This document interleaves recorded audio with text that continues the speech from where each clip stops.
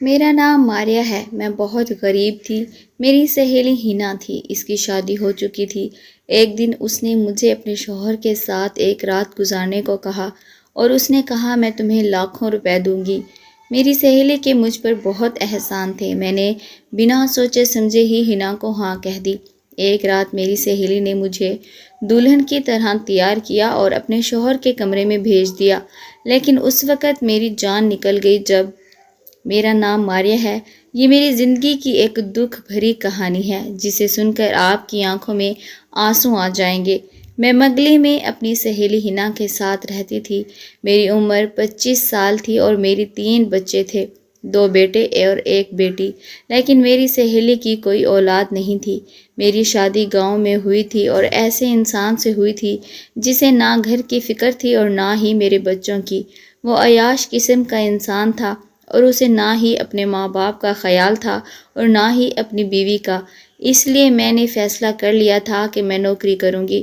میری سہیلی ہنا جو شہر میں رہتی تھی، میں اسی کے بنگلے میں کام کرتی تھی اور اسی کے ساتھ رہنے لگی تھی۔ میں پچھلے 7 سالوں سے اس کے بنگلے میں رہ رہی تھی، جبکہ ہنا کی شادی کو 8 سال ہو چکے تھے۔ ان 8 سالوں میں اس نے نہ جانے کتنی کوشش کر لی تھی، بڑے سے بڑے ڈاکٹر سے علاج کر لیا تھا اور نہ جانے کس کس کو اپنی پریشانی کے بارے میں بتایا تھا، پھر بھی اس کے پاس اولاد نہ آ سکی تھی۔ شاید اس کے بھاگ میں ابھی تک اولاد نہیں تھی۔ مجھے میری سہیلی بہت زیادہ پیاری تھی۔ میری سہیلی ہنا نے لو میرج کی تھی۔ اس نے اپنی شادی کے پورے 1 سال بعد مجھے اپنے گھر پر رکھا تھا، کیونکہ میری شادی پڑھائی ختم ہونے کے بعد ہو گئی تھی۔ میں بہت غریب خاندان سے تھی، پھر بھی میرے بابا نے مجھے پڑھایا۔ میرے بابا ہنا کے بابا جی کے دوست تھے۔ میں بچپن سے ہی ہنا کے ساتھ پلی بڑھی تھی۔ جب بھی مجھے پیسوں کی ضرورت ہوتی، میری سہیلی ہنا مجھے پیسے دیتی تھی۔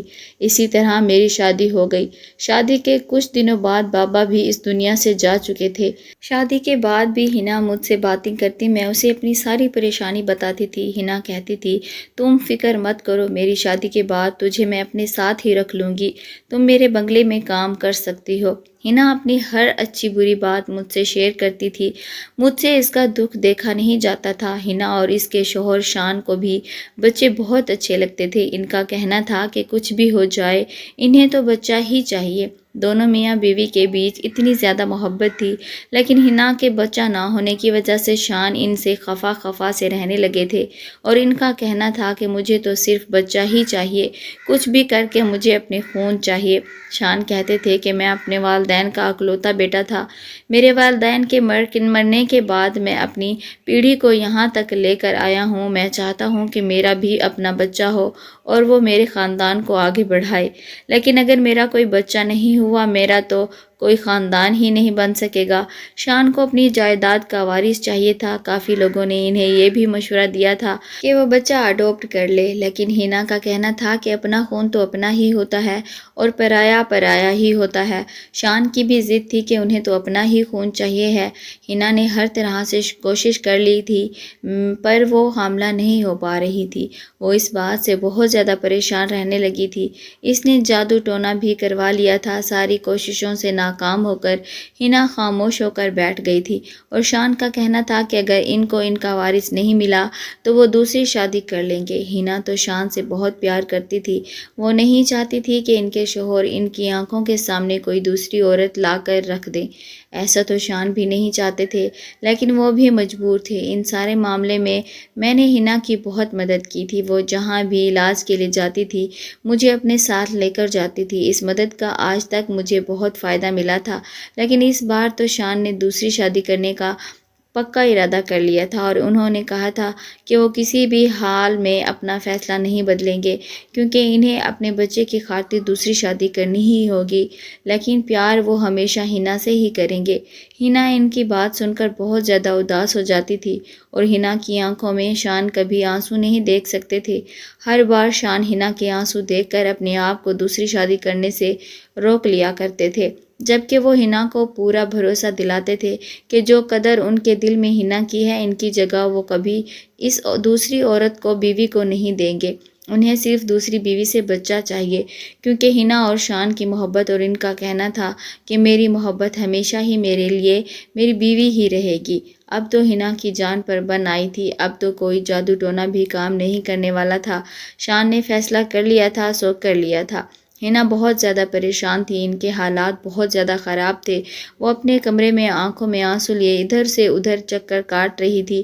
میں نے اسے کہا کہ تم پریشان مت ہو، سب ٹھیک ہو جائے گا، کچھ بھی غلط نہیں ہوگا۔ تو اس نے کہا کہ تمہیں نہیں پتہ ہے ماریا، میں اپنے شوہر کی دوسری بیوی کو برداشت نہیں کر سکتی کہ ایک ہی گھر میں رہتے ہوئے میرے اوپر میری سوتن آ جائے۔ میں اپنے شوہر سے بہت پیار کرتی ہوں، مجھے نہیں پتہ تھا کہ شادی کے بعد اللہ مجھے اولاد نہیں دے گا اور اس وجہ سے میرے شوہر کے دل میں میرے لیے محبت کم ہو جائے گی، بلکہ ختم ہی ہو جائے گی۔ میں نے ہنا کو تسلی دی اور کہا کہ ایسا نہیں ہے ہنا، شان تم سے بہت پیار کرتے ہیں اور وہ مجبوری میں ہی دوسری شادی کرنا چاہتے ہیں۔ ہنا کہنے لگی، کیا تمہیں پتہ ہے کہ جب میرے شوہر کی دوسری بیوی گھر میں آ جائے گی اور وہ بچہ پیدا کر کے دے گی تو ان کے دل میں میرے لیے جو بچی کھچی محبت ہے وہ بھی ختم ہو جائے گی، کیونکہ میں تو ان کو بچہ نہیں دے سکی اور وہ ان کو بچہ دے دے گی تو میرے شوہر اسی کو، اس کے بچے کو ہی زیادہ ویلیو دیں گے، پھر تو میری عزت اس گھر میں دو کوڑی کی بھی نہیں رہے گی، اور ایسا میں بالکل نہیں چاہتی۔ تم تو جانتی ہو میرے پاپا کی شہر میں کتنی عزت ہے، میں ایک بہت بڑے بزنس مین کی بیٹی ہوں، اور تم جانتی ہو کہ میں نے بہت زیادہ ضد کر کے شان سے شادی کی ہے۔ میرے والدین تو شادی کے لیے تیار ہی نہیں تھے۔ اگر ان لوگوں کو یہ بات پتہ چل گئی تو وہ بھی مجھ سے کہیں گے کہ تمہاری ہی غلطی کا نتیجہ ہے۔ میں ان لوگوں سے بھی کچھ نہیں کہہ سکتی۔ شوہر کے دوست بھی ان کو یہی مشورہ دیتے ہیں کہ وہ دوسری شادی کر لے، ایسا کرنے سے اس گھر میں جو میری عزت ہے وہ بالکل ختم ہو جائے گی، لیکن میں ایسا بالکل نہیں ہونے دوں گی، میں کوئی نہ کوئی راستہ نکال کر ہی رہوں گی۔ ہنا حد سے زیادہ پریشان تھی، پھر اچانک چکر لگاتے لگاتے ایک طرف کو رک گئی اور میرے چہرے کی طرف عجیب نظروں سے دیکھنے لگی۔ میں بھی ہنا کو ہی دیکھ رہی تھی کہ اچانک اس کا مجھ سے کیا کام پڑ گیا اور وہ مجھے اس طرح سے کیوں دیکھ رہی ہے۔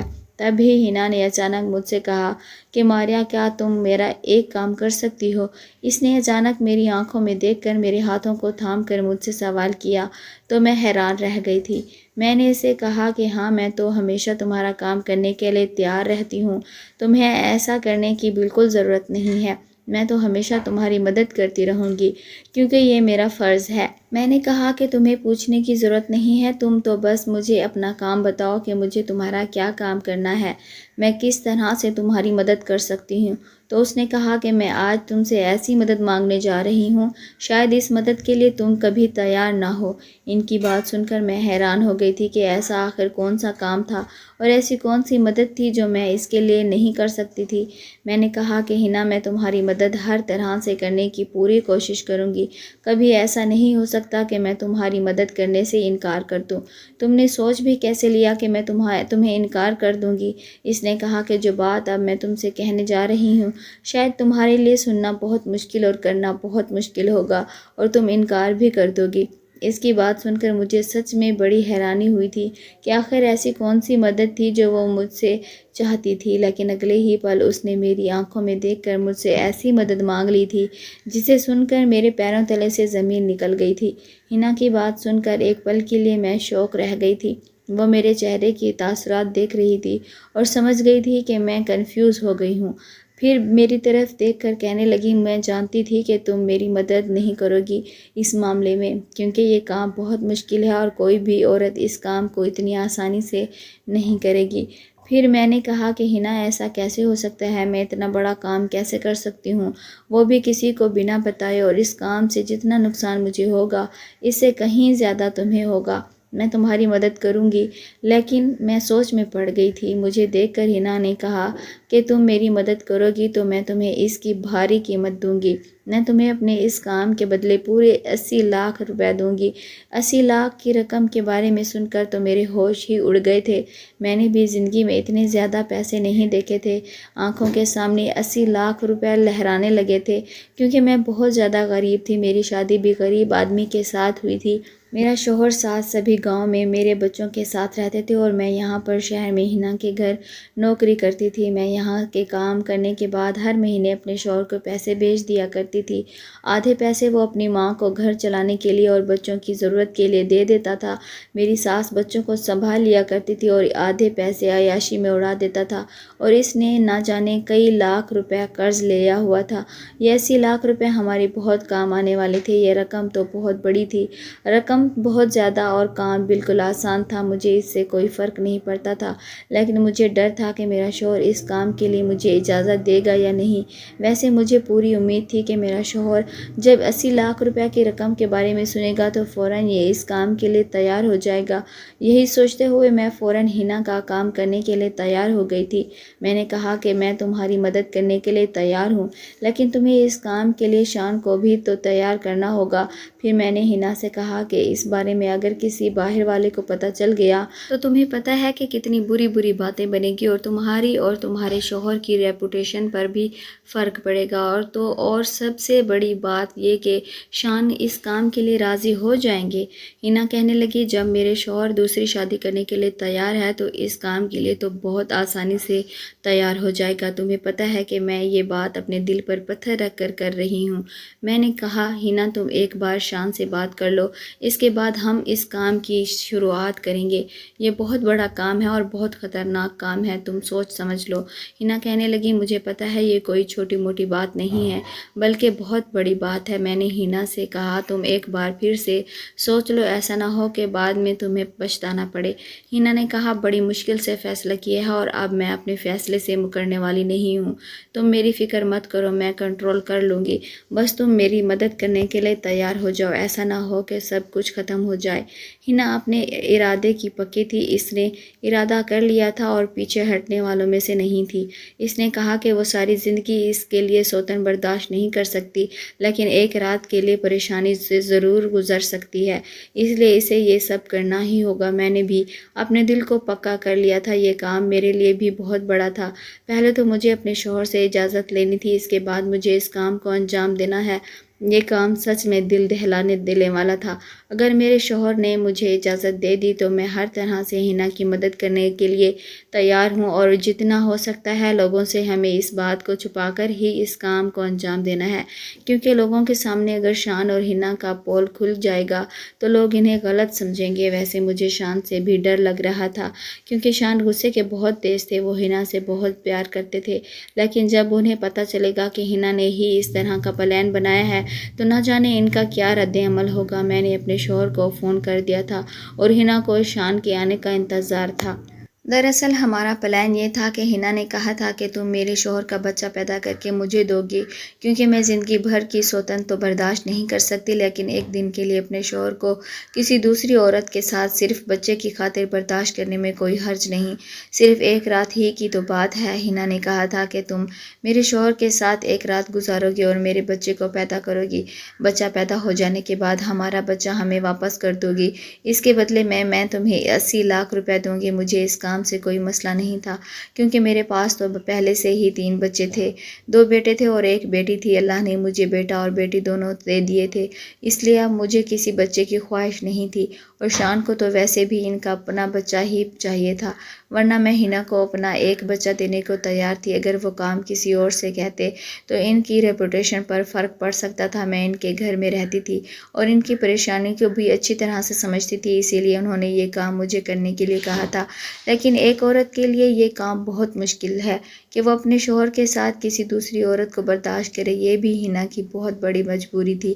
لیکن ہنا نے اس کام کے ساتھ ساتھ مجھے شرط بھی بتائی تھی، کہا تھا، سوری مجھے معاف کر دینا، مرد کی فطرت کبھی بھی بدل سکتی ہے، اس لیے میں تمہیں ایک بات کہہ رہی ہوں کہ بچہ پیدا ہو جانے کے بعد تمہیں اپنے گاؤں اپنے شوہر کے پاس چلے جانا، اس کے بعد ہم تمہیں اپنے گھر میں نوکری پر نہیں رکھ سکتے۔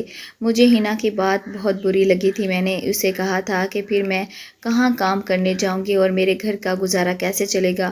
ہنا نے کہا کہ 80 لاکھ روپے مل جانے کے بعد تو تمہیں نوکری کرنے کی ضرورت ہی نہیں ہے، اور بات یہ کہ اگر پھر بھی تمہیں مشکل ہوئی تو میرا نمبر تمہارے پاس ہے، تم مجھے کال کر سکتی ہو، تمہیں جتنے بھی پیسوں کی ضرورت ہوگی میں تمہیں دیتی رہوں گی، کیونکہ میں تمہارے ساری زندگی کے احسان مند ہو جاؤں گی، اس لیے ساری زندگی تمہاری مدد بھی کرتی رہوں گی۔ ہنا کی بات سن کر میں بہت خوش ہو گئی تھی۔ میں نے اپنے شوہر کو کال لگائی اور اس کو یہ ساری بات بتا دی۔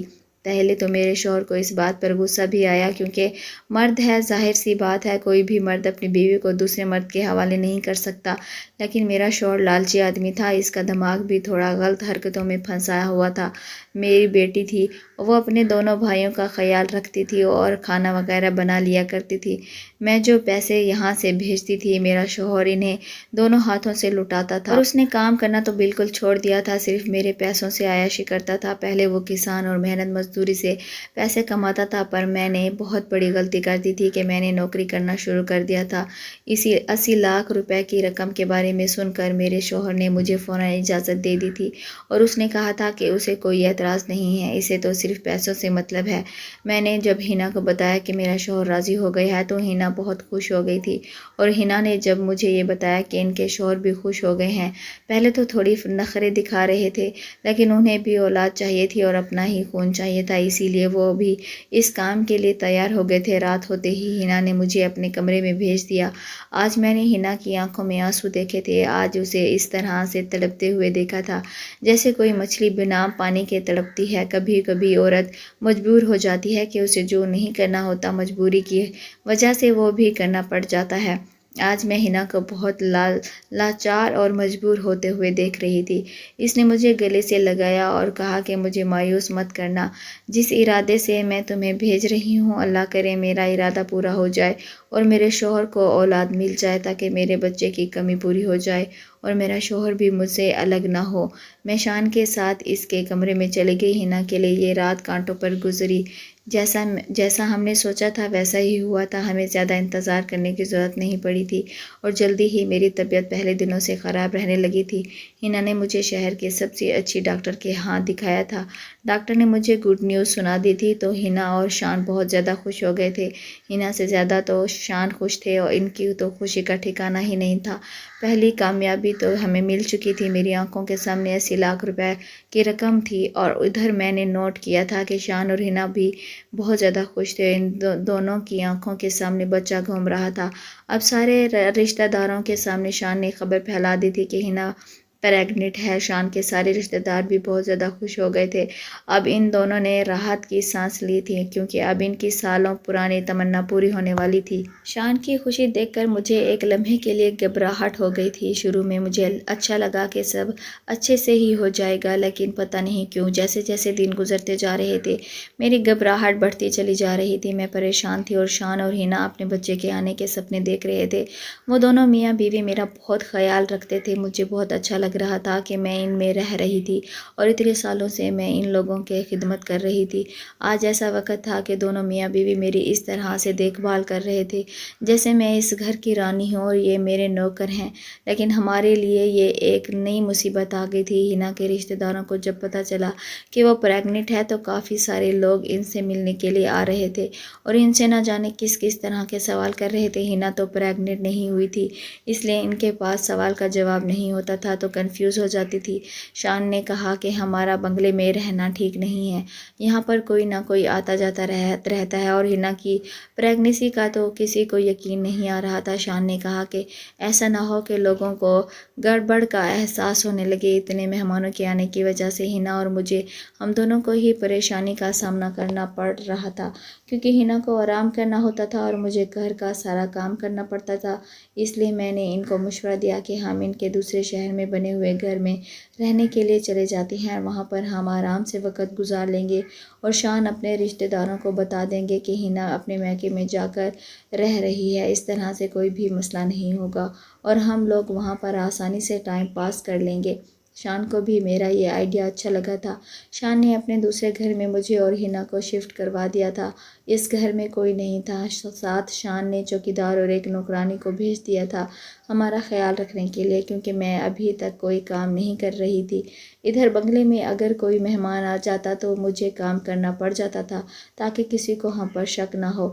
اس گھر میں ہماری ضرورت کی ہر چیز شان نے موزوں کروا دی تھی۔ ہم اس گھر میں آنے کے بعد بہت سکون میں تھے اور ہنا میرا بہت زیادہ خیال رکھتی تھی۔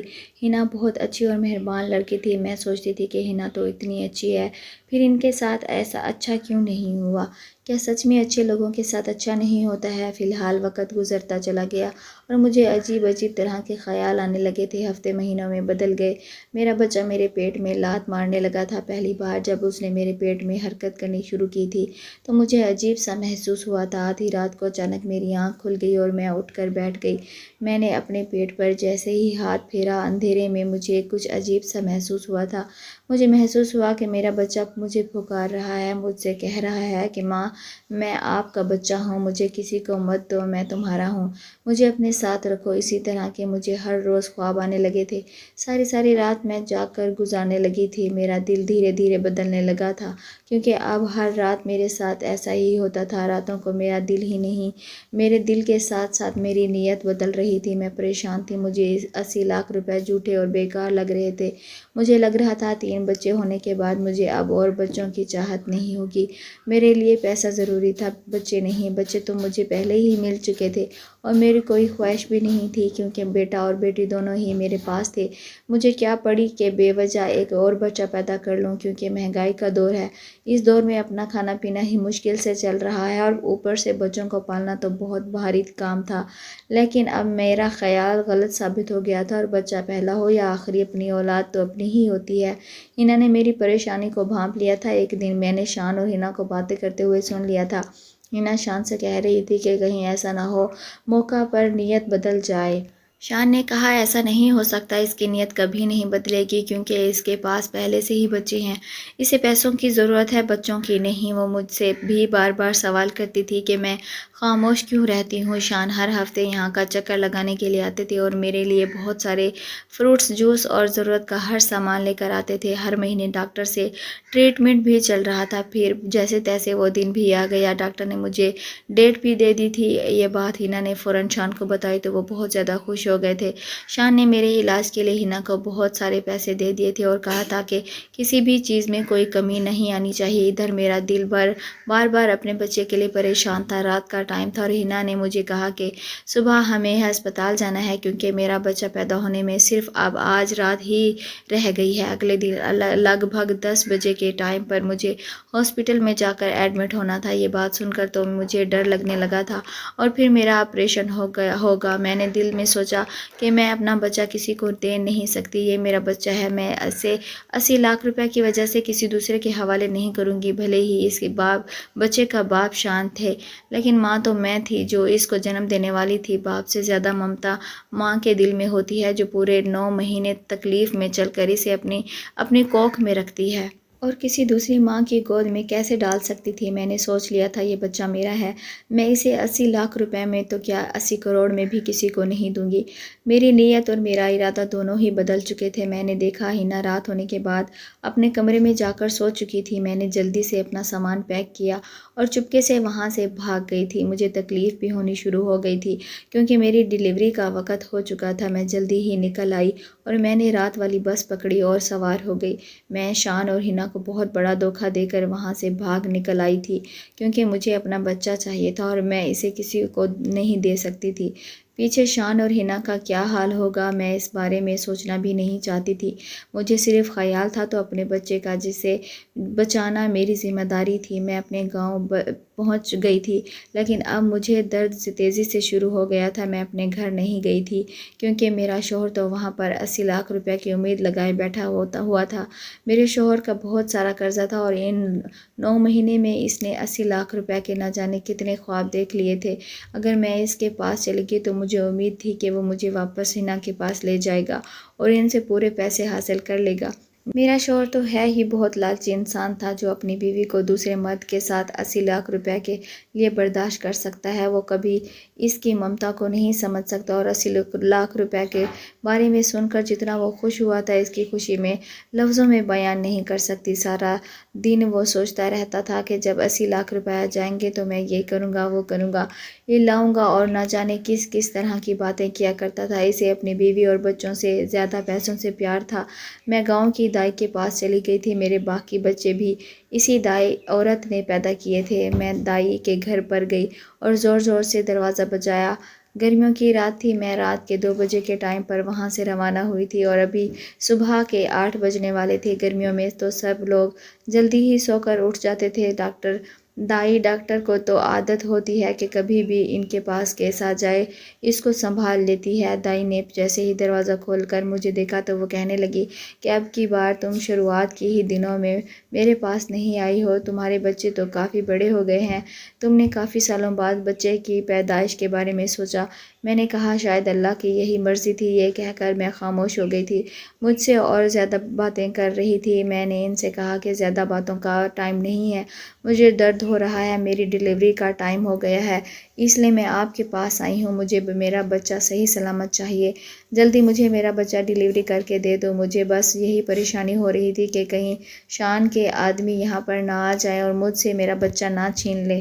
مجھے جلدی سے جلدی اپنا بچہ یہاں سے لے کر کہیں دور جانا ہوگا۔ مجھے شان اور حنا سے ڈر لگ رہا تھا اور یہ بھی ڈر تھا کہ کہیں میرا شوہر لالچ میں آ کر یہ بچہ حنا کو پہنچا دے گا، اس لیے میں اپنے گھر پر واپس نہیں جاؤں گی۔ لگ بھگ 1 گھنٹے کی محنت کے بعد میرا بچہ اس دنیا میں آ گیا تھا۔ میری تو خوشی کا کوئی ٹھکانہ ہی نہیں تھا۔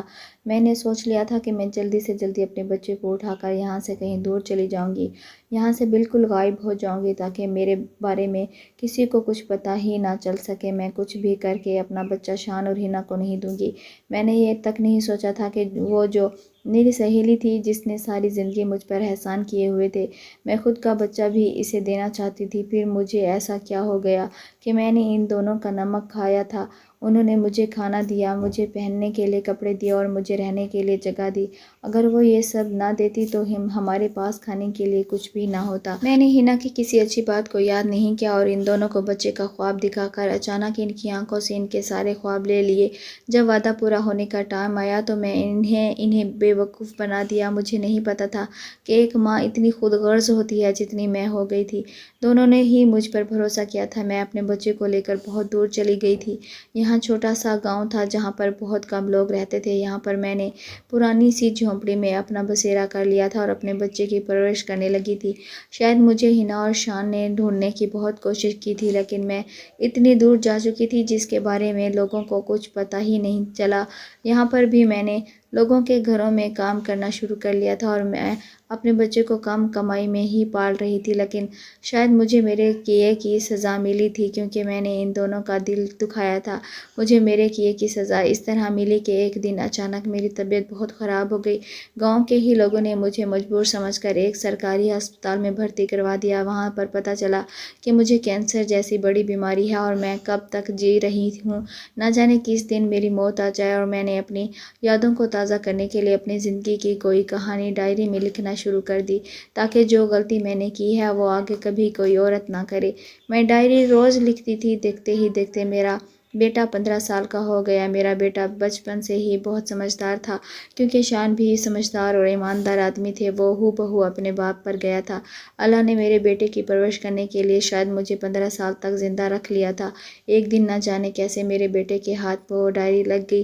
اسے میں گاؤں کے ہی سرکاری اسکول میں فری میں پڑھا رہی تھی۔ میرا بیٹا پڑھائی میں بہت اچھا تھا۔ ایک دن میرے بیٹے نے میری ڈائری پڑھ لی اور اسے میری حقیقت کے بارے میں سب کچھ پتہ چل گیا۔ جب اس نے مجھ سے اس بارے میں سوال کیا تو میں بہت ڈر گئی کہ اسے کہاں سے چلا۔ تب اس نے مجھے یہ ڈائری دکھائی۔ یہ صدمہ میں برداشت نہ کر سکی اور میری طبیعت بگڑنے لگی۔ میرے بیٹے نے شاید میری جان بچانے کے لیے میرے ساتھ بہت کچھ کیا۔ اس ڈائری میں وہ شہر کا نام اور اس بنگلے کا ایڈریس لکھا ہوا تھا جس میں شان اور حنا کا بنگلہ تھا۔ وہ مجھے گاؤں کی ہی موسی کے پاس چھوڑ کر شان اور حنا کے پاس چلا گیا اور میری ڈائری بھی اپنے ساتھ لے گیا۔ میں نے اسے جانے سے بہت منع کیا تھا لیکن اس نے میری ایک نہ سنی۔ وہ اکیلا ہی چلا گیا اور جب وہاں گیا تو اس نے ساری حقیقت شان اور حنا کو بتائی۔ ان کو بہت غصہ آیا تھا اور انہوں نے اس کی بات سن کر سوچا کہ یہ بچہ جھوٹ بول رہا ہے، لیکن جب انہوں نے اس کی شکل کو غور سے دیکھا وہ لڑکا بالکل ہو بہو شان پر ہی گیا تھا۔ اس بات کا بھروسہ ان دونوں کو ہو گیا تھا کیونکہ وہ ان کی اولاد تھا۔ شان اور حنا اپنے غصے کی وجہ سے چاہتے تھے کہ وہ ہماری مدد نہ کریں۔ میرے بیٹے نے کہا تھا کہ آپ لوگ میرے ساتھ چلیں اور میری ماں کی جان خطرے میں ہے، اس کو شہر علاج کے لیے لے جا کر جانا ہے اور اس کا آپریشن ہونا ہے۔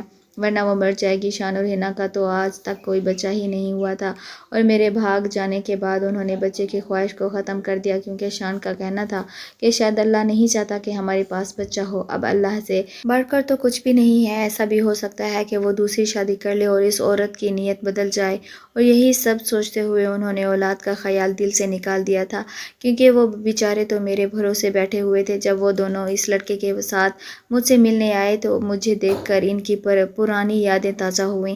فی الحال انہوں نے مجھے اتنا بیماری میں تڑپتے ہوئے دیکھ کر معاف کر دیا، لیکن انہوں نے مجھ سے شکایت ظاہر کی کہ تم نے ہمارے ساتھ اچھا نہیں کیا تھا، تم جانتی تھی ہم نے گھر والوں سے جھوٹ بولا تھا۔ جب تم بھاگ گئی تو ہم نے لوگوں سے کہا کہ ہمارا بچہ ہسپتال میں پیدا ہوا تھا، لیکن ہسپتال میں ہی کسی نے چوری کر لیا اور اس کا کچھ پتہ نہ چل سکا، اور ہم پھر سے بے اولاد رہ گئے۔ ہمیں کیا پتہ تھا کہ آج 15 سال بعد ہم اپنے بیٹے کو اس طرح سے دیکھیں گے۔ میں نے ان دونوں سے ہاتھ جوڑ کر معافی مانگی، دونوں نے مجھے معاف کر دیا، اور وہ لوگ مجھے شہر لے گئے اور وہاں سے لے جا کر انہوں نے میرا ایک اچھے ہسپتال میں آپریشن کروایا۔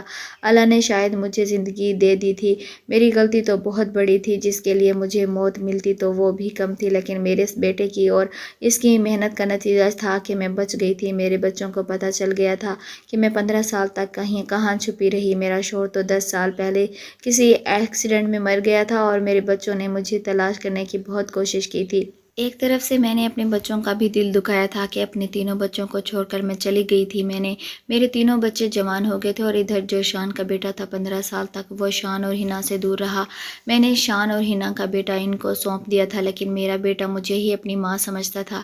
اسے ساری حقیقت کے بارے میں تو پتہ چلا تھا، لیکن میں نے اسے کہا تھا کہ بیٹا شاید یہی میری غلطی کا پچھتاوا ہے کہ میں اسی طرح سے اپنی غلطی کو سدھار سکتی ہوں۔ میں تم سے ملنے کے لیے آیا کروں گی، لیکن تمہارے اصل والدین تو شان ہیں۔ اس طرح سے میں اپنے گاؤں کے بچوں کے پاس چلی گئی اور شان اور ہنا کو ان کا بیٹا واپس کر دیا۔ اب وہ لوگ اپنی زندگی میں خوش ہیں، اور ادھر میں اپنے بچوں کے ساتھ رہ کر خوش ہوں۔ ہنا شان نے اتنے سالوں بعد بھی اپنا وعدہ نبھایا اور ان کا بیٹا سونپنے پر مجھے 80 لاکھ روپے دے دیے تھے۔